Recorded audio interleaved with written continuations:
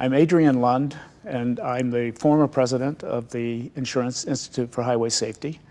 A good part of my career at the Insurance Institute was to make vehicles safer, to make sure that they held up so that the belts and the bags could protect people and people could walk away from severe crashes. I woke up early that morning because I had a long drive. I was trying to get to Savannah. Kissed my wife goodbye, and she just said, you know, drive safely, because I figured I would take the express lanes this day because they were southbound on a Saturday morning. And got on, no problem. And I see that I can merge all the way to the right. And I say, that's what I'm going to do. I'm just going to merge to the right. It's the last thing I remember deciding about the drive.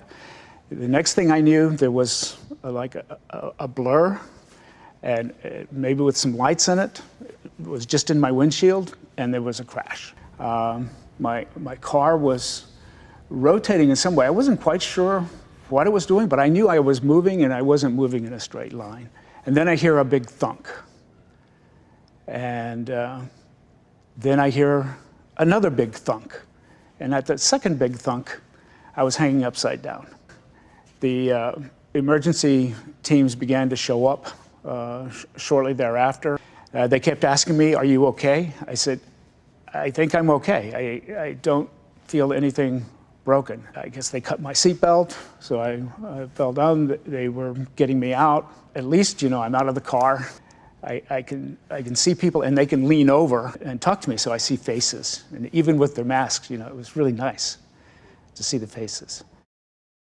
This was a very severe crash.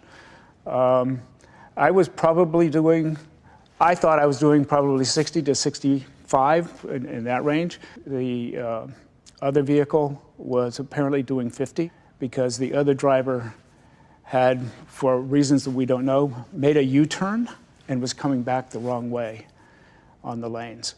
So, you know, this was a high-speed crash, one that probably 10 years ago, I wouldn't be here to talk to you about it. I was at the Insurance Institute for Highway Safety for more than 30 years. The last 20, my career was focused on how do we get cars built so they provide better protection in crashes. What you're trying to do is to come up with crash tests that will test the kinds of things that need to work when you're in a real-world crash.